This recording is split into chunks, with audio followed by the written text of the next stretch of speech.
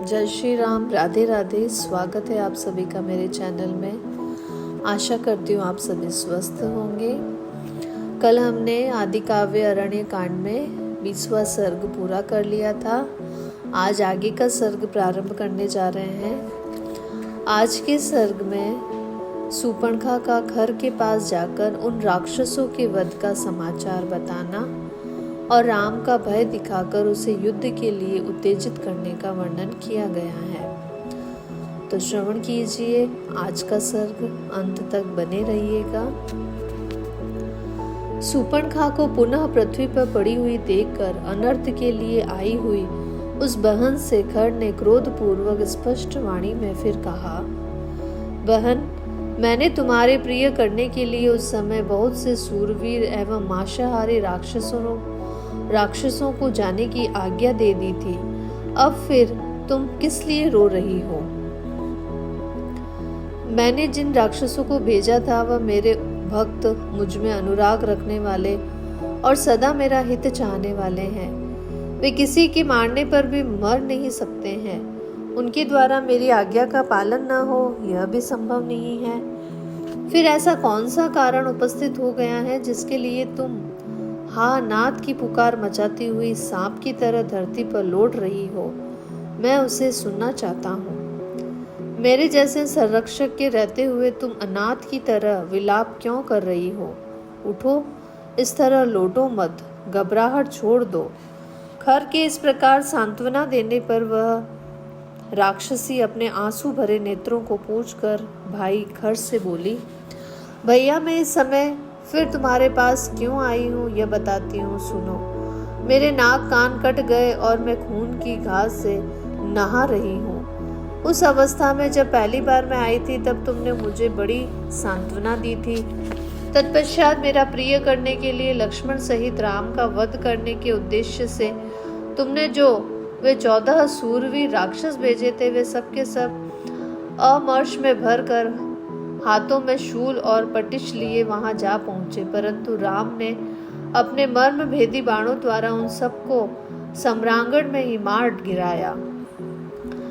उन महान वेगशाली निशाचरों को क्षण भर में ही धराशायी हुआ देख राम के उस महान पराक्रम पर दृष्टिपात करके मेरे मन में बड़ा भय उत्पन्न हो गया है। निशाचराज, मैं भयभीत, उद्विग्न और विषादग्रस्त हो गई हूँ। मुझे सब और भय दिखाई देता है, इसीलिए फिर तुम्हारी शरण में आई हूँ। मैं शोक के उस विशाल समुद्र में डूब गई हूँ जहाँ विषाद रूपी मगर निवास करते हैं और त्रास की तरंग मालाएं उठती रहती हैं। तुम उस शोक सागर से मेरा उद्धार क्यों नहीं करते हो? जो मांस भक्षी राक्षस मेरे साथ गए थे वे सबके सब राम के पैने बाणों से मारे जाकर पृथ्वी पर पड़े हैं। राक्षस राज, यदि मुझ पर और उन मरे हुए राक्षसों पर तुम्हें दया आती हो तथा यदि राम के साथ लोहा लेने के लिए तुम में शक्ति और तेज हो तो उन्हें मार डालो, क्योंकि दंडकारण्य में घर बनाकर रहने वाले राम राक्षसों के लिए कंटक हैं। यदि तुम आज ही शत्रुघाती राम का वध नहीं कर डालोगे तो मैं तुम्हारे सामने ही अपने प्राण त्याग दूंगी, क्योंकि मेरी लाज लुट चुकी है। मैं बुद्धि से बार बार सोचकर देखती हूँ कि तुम महासमर में सबल होकर भी राम के सामने युद्ध में नहीं ठहर सकोगे। तुम अपने को शूरवीर मानते हो, किंतु तुम में शौर्य ही नहीं है। तुमने झूठे ही अपने आप में पराक्रम का आरोप कर लिया है। तुम सम्रांगण में उन दोनों को मार डालो, अन्यथा अपने कुल में कलंक लगाकर भाई बंधुओं के साथ तुरंत इस जन स्थान से भाग जाओ। राम और लक्ष्मण मनुष्य हैं। यदि उन्हें भी मारने की तुम में शक्ति नहीं है तो तुम्हारे जैसे निर्मल और पराक्रम शून्य राक्षस का यहाँ रहना कैसे संभव हो सकता है? तुम राम के तेज से पराजित होकर शीघ्र ही नष्ट हो जाओगे, क्योंकि दशरथ कुमार राम बड़े तेजस्वी हैं। उनका भाई भी महान पराक्रमी है, जिसने मुझे नाक कान से हीन करके अत्यंत कुरु बना दिया है। इस प्रकार बहुत ही विलाप करके गुफा के समान गहरे पेट वाली वह राक्षसी शोक से आतुर हो अपने भाई के पास मूर्छित सी हो गई और अत्यंत दुखी हो दोनों हाथों में पेट को पीटती हुई फूट फूट कर रोने लगी। शूर्पणखा द्वारा इस प्रकार तिरस्कृत होकर सूरवीर खर ने राक्षसों के बीच अत्यंत कठोर वाणी में कहा, बहन, तुम्हारे अपमान के कारण मुझे बेतरह क्रोध चढ़ गया है। इसे धारण करना था, दबा देना उसी प्रकार असंभव है जैसे पूर्णिमा को प्रचंड वेग से बढ़े हुए खारे पानी के समुद्र के जल को, अथवा यह उसी प्रकार असह्य है जैसे घाव पर नमकीन पानी का छिड़कना। मैं पराक्रम की दृष्टि से राम को कुछ भी नहीं गिनता हूँ, क्योंकि उस मनुष्य का जीवन अब क्षीण हो चला है। वह अपने दुष्कर्मों से ही मारा जाकर आज प्राणों से हाथ धो बैठेगा। तुम अपने आंसुओं को रोको और यह घबराहट छोड़ो। मैं भाई सहित राम को अभी यमलोक पहुंचा देता हूँ। राक्षसी, आज मेरे फर से की मार से निष्प्राण होकर धरती पर पड़े हुए राम का गरम गरम रक्त तुम्हें पीने को मिलेगा। खर के मुख से निकली हुई इस बात को सुनकर शूर्पणखा को बड़ी प्रसन्नता हुई। उसने मूर्खतावश राक्षसों में श्रेष्ठ भाई खर की पुनः पूरी पूरी प्रशंसा की। उसने पहले जिसका कठोर वाणी द्वारा तिरस्कार किया और पुनः जिसकी अत्यंत सराहना की, उस खर ने उस समय अपने सेनापति दूषण से कहा, सौम्य, मेरे मन के अनुकूल चलने वाले, युद्ध के मैदान से पीछे न हटने वाले, भयंकर वेगशाली, मेघों की काली घटा के समान काले रंग वाले, लोगों की हिंसा से ही क्रीड़ा विहार करने वाले तथा युद्ध में उत्साह पूर्वक आगे बढ़ने वाले 14 सहस्त्र राक्षसों को युद्ध के लिए भेजने की पूरी तैयारी कराओ। सौम्य सेनापति, तुम शीघ्र ही मेरा रथ भी यहाँ मंगवा लो। उस पर बहुत से धनुष, बाण, विचित्र विचित्र खंग और नाना प्रकार की तीखी शक्तियों को भी रख दो। रणकुशल वीर, मैं इस उद्दंड राम का वध करने के लिए महामनस्वी पुलस्त्यवंशी राक्षसों के आगे आगे जाना चाहता हूँ। उसके इस प्रकार आज्ञा देते ही एक सूर्य के समान प्रकाशमान और चितकबरे रंग के अच्छे घोड़ों से जुता हुआ विशाल रथ वहां आ गया। दूषण ने खर को उसकी सूचना दी। यह रथ मेरु पर्वत के शिखर की भांति ऊंचा था। उसे तपाए हुए सोने के बने हुए साज बाज से सजाया गया था। उसके पहियों में सोना जड़ा हुआ था। उसका विस्तार बहुत बड़ा था। उस रथ के वैदुर्य मणि से जड़े हुए रत्न थे। उसकी सजावट के लिए सोने के बने हुए मत्स्य, फूल, वृक्ष, पर्वत, चंद्रमा, सूर्य, तारिकाओं से वह रथ सुशोभित हो रहा था। उस पर ध्वजा फहरा रही थी तथा रथ के भीतर खंग आदि अस्त्र शस्त्र रखे हुए थे। छोटी छोटी घंटियों अथवा सुंदर घुंघरुओं से सजे और उत्तम घोड़ों से जुते हुए उस रथ पर राक्षस राज खर उस समय आरूढ़ हुए। अपने बहन के अपमान का स्मरण करके उनके मन में बड़ा ही अमर्ष हो रहा था। रथ, ढाल, अस्त्र शस्त्र तथा ध्वज से संपन्न उस विशाल सेना की ओर देखकर खर और दूषण ने समस्त राक्षसों से कहा, निकलो, आगे बढ़ो। कूच करने की आज्ञा प्राप्त होते ही भयंकर ढाल, अस्त्र शस्त्र तथा ध्वजा से युक्त वह विशाल राक्षस सेना जोर जोर से गर्जना करती हुई जन स्थान से बड़े वेग के साथ निकली। सैनिकों के हाथ में शूल, खंग, अत्यंत तीखे फर से चक्र, तोमर चमक उठे।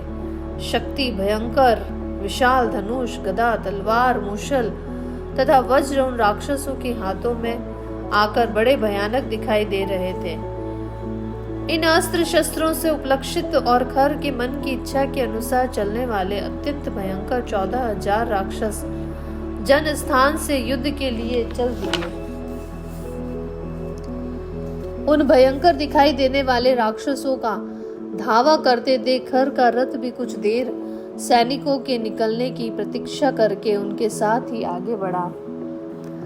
तदंतर खर का अभिप्राय जानकर उसके सारथी ने तपाए हुए सोने के आभूषणों से विभूषित उन चितकबरे घोड़ों को हाँका। उनकी हाँकने पर शत्रुघाती खर का रथ शीघ्र ही अपने घर घर शब्द से संपूर्ण दिशाओं तथा उपदिशाओं को प्रतिध्वनित करने लगा। उस समय खर का क्रोध बढ़ा हुआ था। उसका स्वर भी कठोर हो गया था। वह शत्रु के वध के लिए उतावला होकर यमराज के सम्मान भयंकर जान पड़ता था। जैसे ओलों की वर्षा करने वाला मेघ बड़े जोर से गर्जना करता है, उसी प्रकार महाबली खड़ ने उच्च स्वर से सिंहनाद करके पुनः सारथी को रथ हाँकने के लिए प्रेरित किया। उस सेना के प्रस्थान करते समय आकाश में गधे के समान धूसर रंग वाले बादलों की महाभयंकर घटा घिर आई। उसकी तुमुल गर्जना होने लगी तथा सैनिकों के ऊपर घोर अमंगल सूचक रक्तमय जल की वर्षा आरंभ हो गई। खर के रथ में जुते हुए महान वेगशाली घोड़े फूल बिछे हुए समतल स्थान में सड़क पर चलते चलते अकस्मात घिर पड़े। सूर्यमंडल के चारों ओर अलाद चक्र के समान गोलाकार घेरा दिखाई देने लगा, जिसका रंग काला और किनारे का रंग लाल था। तदंतर खर के रथ की सुवर्णमयी दंड वाली ऊंची ध्वजा पर एक विशाल काय गिद्ध आकर बैठ गया, जो देखने में बड़ा ही भयंकर था। कठोर स्वर वाले मांस भक्षी पशु और पक्षी जन स्थान के पास आकर विकृत स्वर में अनेक प्रकार के विकट शब्द बोलने लगे तथा सूर्य की प्रभा से प्रकाशित हुई दिशाओं में जोर जोर से चित्कार करने वाले और मुंह से आग उगलने वाले भयंकर गीदड़ राक्षसों के लिए अमंगलजनक भैरवनाद करने लगे। भयंकर मेघ जो मद की धारा बहाने वाले गजराज के समान दिखाई देते थे और जल की जगह रक्त धारण किए हुए थे, तत्काल घिर आए। उन्होंने समूचे आकाश को ढक दिया, थोड़ा सा भी अवकाश नहीं रहने दिया। सब और अत्यंत भयंकर तथा रोमांचकारी घना अंधकार छा गया। दिशाओं अथवा कोणों का स्पष्ट रूप से मान नहीं हो पाता था। बिना समय के ही खून से भिगे हुए वस्त्र के समान रंग वाली संध्या प्रकट हो गई। उस समय भयंकर पशु पक्षी खर के सामने आकर गर्जना करने लगे। भय की सूचना देने वाले सफेद चील, गीदड़ और गिद्ध खर के सामने चित्कार करने लगे। युद्ध में सदा अमंगल सूचित करने वाले और भय दिखाने वाली गिदड़ियां खर की सेना के सामने आकर आग उगलने वाले मुखों से घोर शब्द करने लगी। सूर्य के निकट परिध्य के समान कब्ध दिखाई देने लगा। महान ग्रह राहु अमावस्या के बिना ही सूर्य को ग्रसने लगा। हवा तीव्र गति से चलने लगी एवं सूर्य देव की प्रभा फीकी पड़ गई। बिना रात के ही जुगनू के समान चमकने वाले तारे आकाश में उदित हो गए। सरोवरों में मछली और जल पक्षी विलीन हो गए, उनके कमल सूख गए। उस क्षण में वृक्षों के फूल और फल झड़ गए।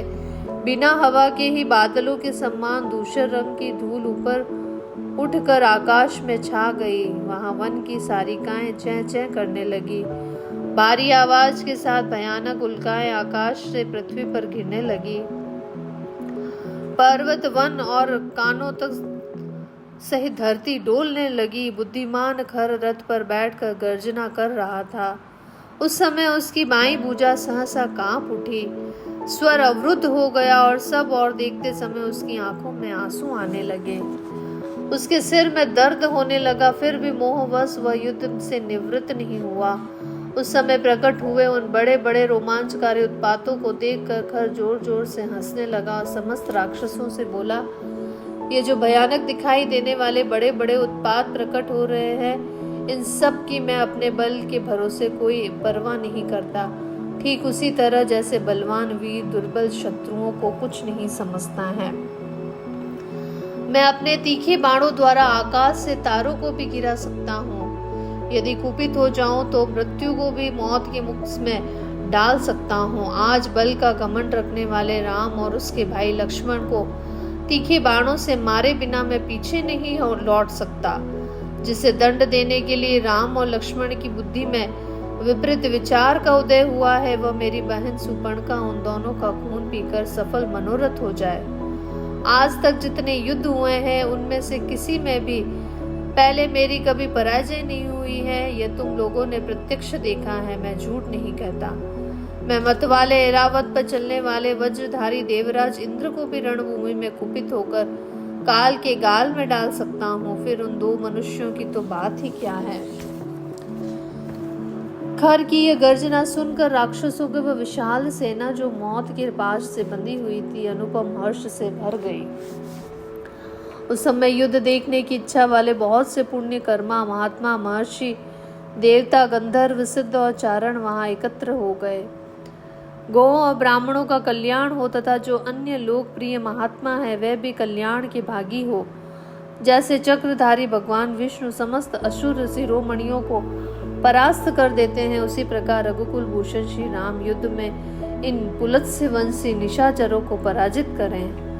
ये तथा और भी बहुत सी मंगल कामना सूचक बातें कहते हुए वे महर्षि और देवता कौतूहलवश विमान पर बैठकर, जिनकी आयु समाप्त हो चली थी, उन राक्षसों की उस विशाल वाहिनी को देखने लगे। खर रथ के द्वार बड़े वेग से चलकर सारी सेना के आगे निकल आया और शेनगामी, पृथुग्रीव, यज्ञ शत्रु, विहंग, ये 12 महापराक्रमी राक्षस खर को दोनों ओर से घेर कर उसके साथ साथ चलने लगे। महाकपाल, स्थूलाक्ष, प्रमाद और त्रिशिरा, ये 4 राक्षस वीर सेना के आगे और सेनापति दूषण के पीछे पीछे चल रहे थे। राक्षस वीरों की वह भयंकर वेग वाली अत्यंत दारुण सेना जो युद्ध की अभिलाषा से आ रही थी, सहसा प्रचंड पराक्रमी खर जब श्री राम के आश्रम की ओर चला, तब भाई सहित श्री राम ने भी उन्हें उत्पात सूचक लक्षणों को देखा। प्रजा के अहित की सूचना देने वाले उन भयंकर उत्पातों को देखकर श्री रामचंद्र जी राक्षसों के उपद्रव का विचार करके अत्यंत अमर्ष में भर गए और लक्ष्मण से इस प्रकार बोले, महाबाहु, ये जो बड़े बड़े उत्पात प्रकट हो रहे हैं उनकी ओर दृष्टिपात करो। समस्त भूतों के संहार की सूचना देने वाले ये महान उत्पात इस समय इन सारे राक्षसों का संहार करने के लिए उत्पन्न हुए हैं। आकाश में जो गधों के समान धूसर वर्ण वाले बादल इधर उधर विचर रहे हैं, ये प्रचंड गर्जना करते हुए खून की धाराएं बरसा रहे हैं। युद्ध कुशल लक्ष्मण, मेरे सारे बाण उत्पात वश उठने वाले धूम से संबंध हो युद्ध के लिए मानो आनंदित हो रहे हैं, तथा जिनके पृष्ठ भाग में सुवर्ण मढ़ा हुआ है वे मेरे धनुष भी प्रत्यंचा से जुड़ जाने के लिए स्वयं ही चेष्टाशील जान पड़ते हैं। यहाँ जैसे जैसे वनचारी पक्षी बोल रहे हैं, उनसे हमारे लिए भविष्य में अभय की और राक्षसों के लिए प्राण संकट की प्राप्ति सूचित हो रही है। मेरी ये दाहिनी भुजा बार बार फड़क कर इस बात को सूचना देती है कि कुछ ही देर में बहुत बड़ा युद्ध होगा, इसमें संशय नहीं है। शूरवीर लक्ष्मण, तुम निकट भविष्य में ही हमारी विजय और शत्रु की पराजय होगी, क्योंकि तुम्हारा मुख कांतिमान एवं प्रसन्न दिखाई दे रहा है। लक्ष्मण, युद्ध के लिए उद्यत होने पर जिनका मुख उदास हो जाता है उनकी आयु नष्ट हो जाती है। गरजते हुए राक्षसों का यह घोर नाद सुनाई देता है तथा क्रूर कर्मा राक्षसों द्वारा बजाई गई भेरियों की यह महाभयंकर ध्वनि कानों में पड़ रही है। अपना कल्याण चाहने वाले विद्वान पुरुष को उचित ही है आपत्ति की आशंका होने पर पहले से ही उससे बचने का उपाय कर लें। इसलिए तुम धनुष बाण धारण करके विदेह कुमारी सीता को साथ ले पर्वत की उस गुफा में चले जाओ जो वृक्षों से आच्छादित है। वत्सः, तुम मेरे इस वचन के प्रतिकूल कुछ कहो या करो, यह मैं नहीं चाहता। अपने चरणों की शपथ दिलाकर कहता हूँ, शीघ्र चले जाओ। इसमें संदेह नहीं है कि तुम बलवान और सूरवीर हो तथा इन राक्षसों का वध कर सकते हो, तथापि मैं स्वयं ही इन निशाचरों का संहार करना चाहता हूँ। श्री रामचंद्र जी के ऐसा कहने पर लक्ष्मण धनुष बाण ले सीता के साथ पर्वत की दुर्गम गुफा में चले गए। सीता सहित लक्ष्मण के गुफा के भीतर चले जाने पर श्री रामचंद्र जी ने हर्ष की बात है, लक्ष्मण ने शीघ्र मेरी बात मान ली और सीता की रक्षा का समुचित प्रबंध हो गया। ऐसा कहकर कवच धारण किया। प्रज्वलित आग के समान प्रकाशित होने वाले उस कवच से विभूषित हो श्री राम अंधकार में प्रकट हुए। महान अग्निदेव के समान शोभा पाने लगे। पराक्रमी श्री राम महान धनुष एवं बाण हाथ में लेकर युद्ध के लिए डटकर खड़े हो गए और प्रत्यंचा की टंकार से संपूर्ण दिशाओं को गुंजाने लगे। तदंतर श्री राम और राक्षसों का युद्ध देखने की इच्छा से देवता, गंधर्व, सिद्ध और चारण आदि महात्मा वहां एकत्र हो गए। इनके सिवा जो तीनों लोक में प्रसिद्ध ब्रह्मर्षि शिरोमणि पुण्यकर्मा महात्मा ऋषि हैं, वे सभी वहां जुट गए और एक साथ खड़े होकर परस्पर मिलकर यूं कहने लगे, गो, ब्राह्मणों और समस्त लोगों का कल्याण हो। जैसे चक्रधारी भगवान विष्णु युद्ध में समस्त श्रेष्ठ असुरों को परास्त कर देते हैं, उसी प्रकार इस संग्राम में श्री रामचंद्र जी निशाचरों पर विजय प्राप्त करें। ऐसा कहकर वे पुनः एक दूसरों की ओर देखते हुए बोले, एक और भयंकर कर्म करने वाले 14,000 राक्षस हैं और दूसरी ओर अकेले धर्मात्मा श्री राम है। फिर यह युद्ध कैसे होगा? ऐसी बात करते हुए राजर्षि, सिद्ध, विद्याधर आदि देव योनि गण, श्रेष्ठ ब्रह्मर्षि तथा विमान पर स्थित हुए देवता कौतूहलवश वहां खड़े हो गए। युद्ध के मुहाने पर वैष्णव तेज से आविष्ट हुए श्री राम को खड़ा देख उस समय सब प्राणी भय से व्यथित हो उठे। अनायास ही महान कर्म करने वाले तथा रोष में भरे हुए महात्मा श्री राम का वह रूप कुपित हुए रुद्रदेव के सम्मान तुलना रहित प्रतीत होता था। जब देवता, गंधर्व और चारण पूर्वोक्त रूप से श्री राम की मंगल कामना कर रहे थे, उसी समय भयंकर ढाल, तलवार आदि आयुधों और ध्वजाओं से उपलक्षित होने वाले निशाचरों की वह सेना गंभीर गर्जना करती हुई चारों ओर से श्री राम जी के पास आ पहुंची। वे राक्षस सैनिक वीरोचित वार्तालाप करते, युद्ध का ढंग बताने के लिए एक दूसरे के सामने आते, धनुष को खींचकर उनकी टंकार फैलाते और तुमुल नाद उस समय वन में सब और गूंजने लगा। उस शब्द से डरे हुए वनचारी हिंसक जंतु उस वन में गए जहां किसी भी प्रकार का कोलाहल नहीं सुनाई पड़ता हो। वह सेना बड़े वेग से श्री राम की ओर चली। युद्ध काल के विद्वान श्री रामचंद्र जी ने भी चारों ओर दृष्टिपात करते हुए खर की सेना का निरीक्षण किया और वे युद्ध के लिए उनके सामने बढ़ गए। फिर उन्होंने तर्कस से अनेक बाण निकाले और अपने भयंकर धनुष को खींचकर संपूर्ण राक्षसों का वध करने के लिए तीव्र क्रोध प्रकट किया। कुपित होने पर वे प्रलय कालिक अग्नि के समान प्रज्वलित होने लगे। तेज से आविष्ट हुए श्री राम को देखकर वन के देवता व्यथित हो उठे।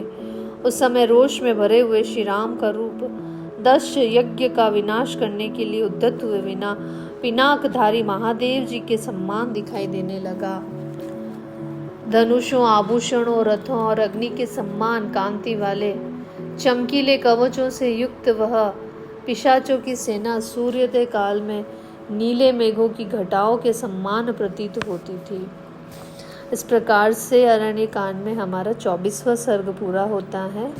कल हम आगे का सर्ग प्रारंभ करेंगे। कल के सर्ग में हम राक्षसों का श्री राम पर आक्रमण और श्री रामचंद्र जी के द्वारा राक्षसों का संहार का वर्णन करेंगे। आपका दिन मंगलमय हो।